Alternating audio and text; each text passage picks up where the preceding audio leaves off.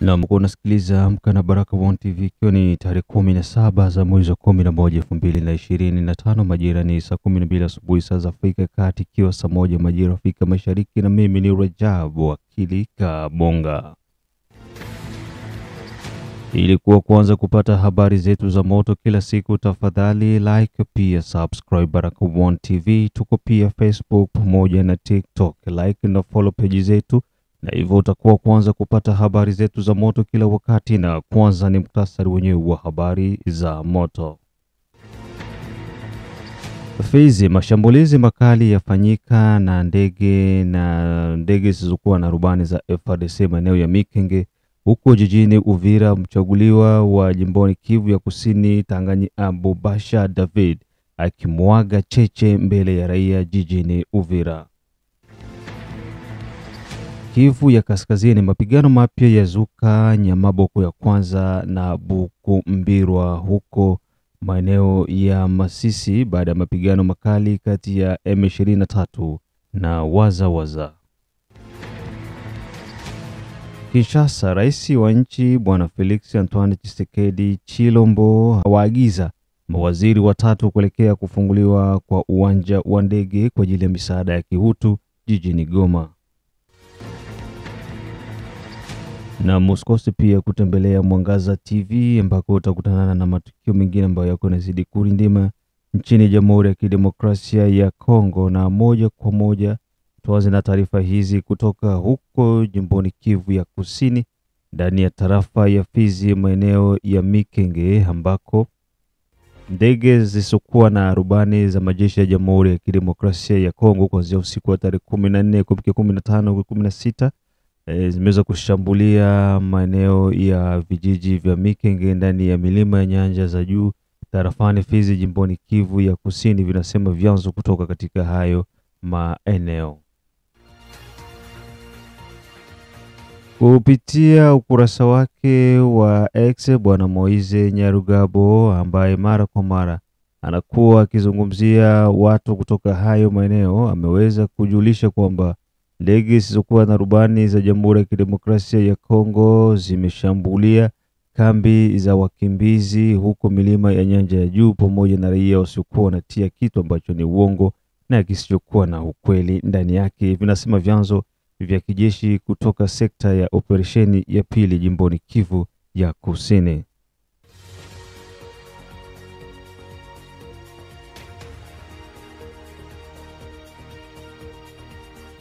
Mashambulizi hayo ambayo yameweza kutokea huku vikosi vya chini vya Jamhuri ya Kidemokrasia ya Kongo, jeshi la Burundi pamoja na wazalendo wakiendelea kusogea ili kuweza kudhibiti maeneo yote ya Minembwe, huku wapiganaji wa M23 Twirwaneho na Redi Tabara wakiwa katikati kabisa. Majenerali wawili ambao wanaongoza majeshi ya Jamhuri ya Kidemokrasia ya Kongo na jeshi la Burundi ndio wanapatikana katika hayo maeneo ya milima ya nyanja ya juu, huku vikosi vya ardhini vikiwa tayari kwa ajili ya kuweza kuwatafuta magaidi wote wanapatikana katika hayo maeneo, licha ya malalamiko ya kila Moise Nyarugabo kwa jamii za kimataifa.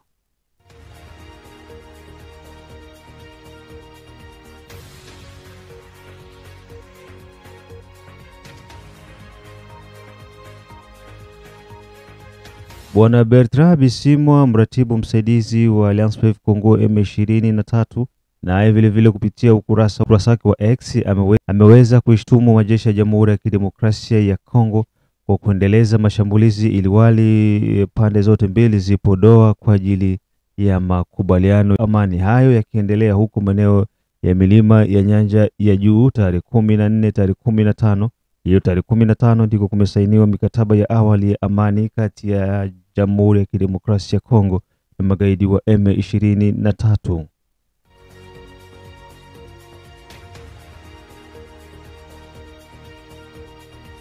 Tukishuka tu bondeni mwa milima ya nyanja ya juu ndani ya jiji la Uvira tarafani Uvira, mchaguliwa wa Uvira wa jimbo la Kivu ya Kusini Bwana Tanganyika Bobasha David akiwa kwenye mkutano wa hadhara uliowekwa Uvira, ambao mada ni tokea uwepo wa ofisi za jimbo hapa kwa muda kuna faida gani na hasara gani ambazo zimetokea kwa ajili ya vijana na wakaaji wote wa Uvira.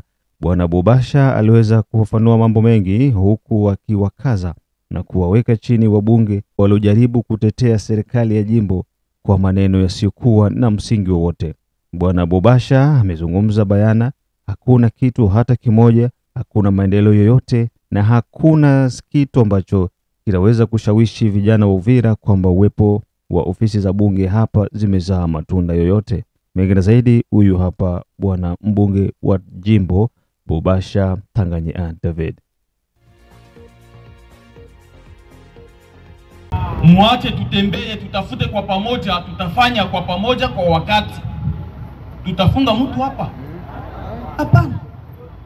Tukasema mheshimiwa anatuagiza na atatenda. Interpellation yenye haiko motion s'il vous plaît. Haikuwa motion de censure, haikuwa motion de défiance, ilikuwa njo interpellation.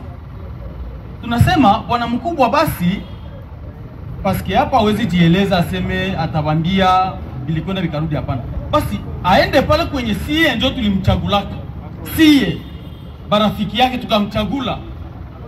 Atuelezeye ni nini inakwamisha ile miradi kutokufanyika? Ni nini?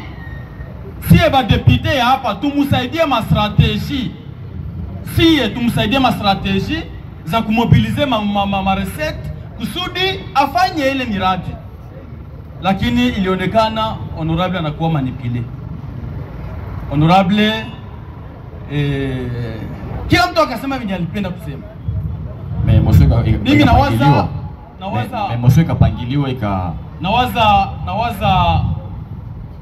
hata kama ilifika munivou moya, tushukuru kwanza kwa ile, lakini nawaza kwa wakati mwingine mutatusoma na tutaendelesha ile kazi yenye mulitupatia, kwa sababu mwanaume balimuzalaka siku moya na atakufa siku moya. Honorable, mimi nawaza mwenye anataka kunielewa mimi nataka sema parapora tematiki alishajua kwenye niko naenda.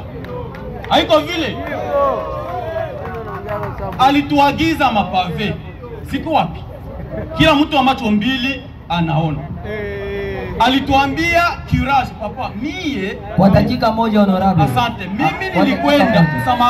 Mimi nilikwenda na chef de groupement wa Kalungwe. Chef de, niko na mafoto. Tunamuremetre nini? Devi ya curage ya muto pale. Bandugu yangu, mwe peke muko batoto ya hapa. Kama walishafanya curage, sawa. Kama hakuna, sawa. Kwa hiyo vraiment siyaona kabisa kitu tofauti kubwa cha institution yetu hapa Uvira.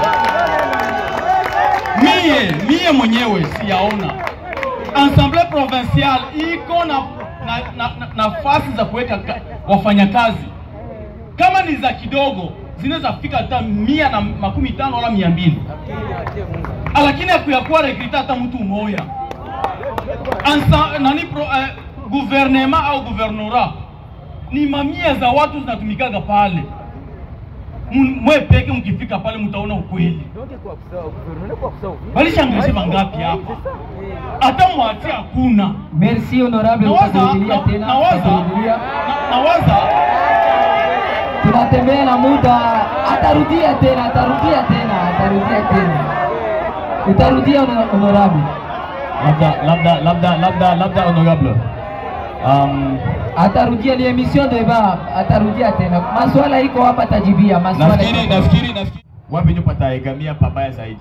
Muache honorable mwenzangu aniulize swali kisha nimjibie. Maswali ziko za mingi. Onao de papier. Samani, samani kidogo. Muache mwenzangu honorable aniulize. Ni sisi tunaongoza deba. Honorable David. Tunaongoza deba honorable. David. Tunakuuliza na watu watakuuliza. Badepite wenzako ni ba intervenant. Ni ba intervenant comme vous. Nous sommes tout pour parler pour diriger débat et aussi les questions ça va. Les débats des honorables c'est dans l'assemblée honorable. Mimi nawaza sikia nikwambie. Watu wasiwadharau. Mwe ndio mtupatia kazi. Muko ba patron yetu. Kama tutaleta uongo tuwamezeshe wa kisiasa. Mie bandugu hapana. Ndio. Siwezi fanya ile. Autorité de l'État iko Uvira papa. Siwezi fanya ile. Okay. Niko député Eli hapa. Niko député Eli wa hapa. Batu wangapi wenye nishaweka mkazi pale? Hakuna. Kesho mtu nifuata aseme ulishindwa na manda. Eske amwelewe mabitu? Ndio. Sie bote tunakimbilia vita. Yani kama vita iko watu hawakuli. Kama vita iko watu hawanunue ma imprimer de valeur. Merci. Kama huko vita hakuna pesa zenye zinaingia mfukoni mwa jimbo. Kama huko vita hii barabara mboni inaendelea na kujengewa na ni financement ya Kinshasa. Na baada ya taarifa hizo kutoka jimboni Kivu ya Kusini, na moja kwa moja tujielekeze jimboni Kivu ya Kaskazini ambako mapigano makali yazuka upya maeneo ya Nyamaboko ya kwanza pamoja na Bukumbirwa.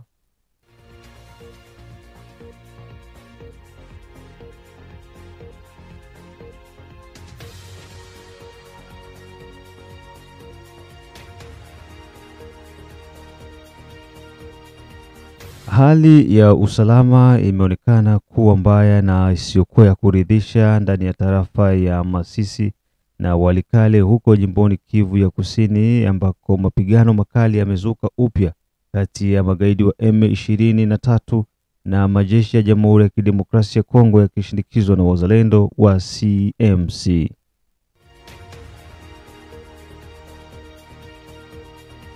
Ndani ya groupmenti ya Nyamaboko ya kwanza tarafani Masisi, mapigano yalitawanyika hiyo siku ya Jumamosi tarehe 15 Novemba baada ya kuweza kuingiliwa katika hayo maeneo ya magaidi wa M23 na kufika hadi maeneo ya Kazinga ambako hapo awali ilikuwa mikononi mwa wazalendo. Baada ya Kazinga kuangukia mikononi mwa magaidi wa M23, maeneo mengine yamekuwa katika hatari ya wao kujaribu kusonga mbele, lakini wamekuwa kikutanana na moto kutoka kwa wazalendo na hivyo kufanya kuweza kurudi nyuma.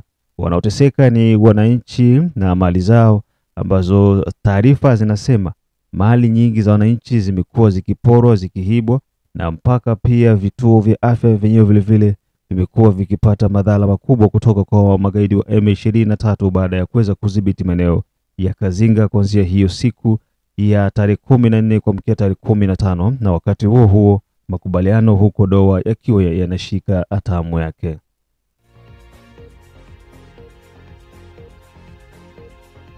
Kwa upande mwingine, ndani ya kitongoji cha Bukumbirwa ndani ya groupmenti ya Ikobo tarafani Walikale, na kwenyewe pia kulishuhudiwa mapigano yasiyokuwa ya kitoto usiku mzima, vyanzo vikisema kwamba mapigano hayo yaliletwa na magaidi wa M23 ambao walijaribu kuvamia maeneo ya CMC wazalendo, kitu ambacho hakikuweza kuzaa matunda, badala yake kililazimisha wananchi kukimbia makazi yao na kutimkia maeneo ya porini kwa ajili ya usalama zaidi.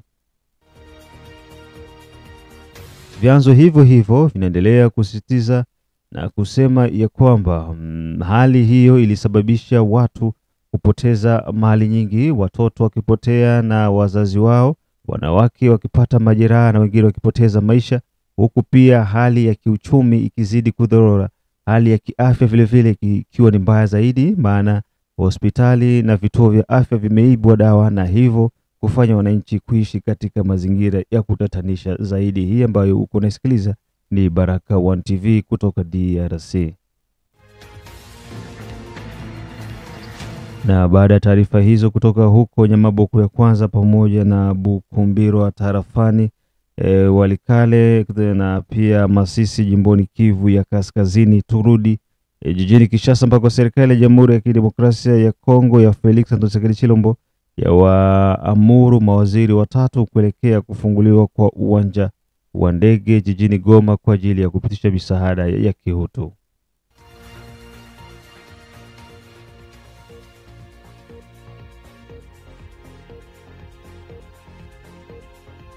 Hiyo tarehe 15 Novemba 2025, Rais wa Jamhuri ya Kidemokrasia ya Kongo Bwana Felix Antoine Tshisekedi Tshilombo aliweza kuwahimiza mawaziri watatu, waziri anahusika na masuala ya ndani, waziri anahusika na ulinzi pamoja na waziri anahusika na masuala ya uchukuzi kuweza kufanya kazi haraka iwezekanavyo kwa ajili ya kutengeneza mazingira sahihi ili kuweza kuwasaidia wale ambao wanapatikana ndani ya jiji la Goma na maeneo mengine ambayo yako chini ya utawala wa M23 ili ndege zianze kufanya kazi kuruka mpaka jijini Goma ili kuwasaidia wale wanaoteseka na kuhitaji mahitaji muhimu ya awali ya kibinadamu.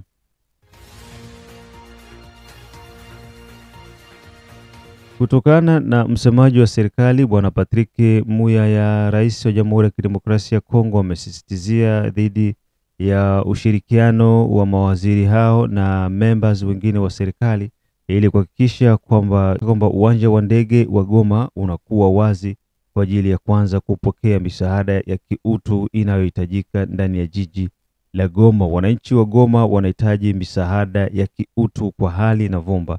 Hali ya usalama sio nzuri jijini Goma, kwa hivyo misaada hiyo itasaidia wananchi angalau kufutwa machozi kutokana na hali ngumu ya maisha ambayo wanapitia. Mchakato huo pia utasimamiwa na shirika la Msalaba Mwekundu wa kimataifa ili kuhakikisha kwamba kila kitu kinakwenda sawia.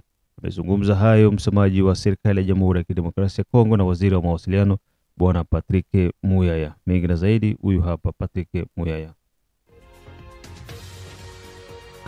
L'une des décisions importantes prises à Paris concerne entre autres la réouverture partielle de l'aéroport de Goma pour uniquement des vols humanitaires de jour d'ici la fin de cette année.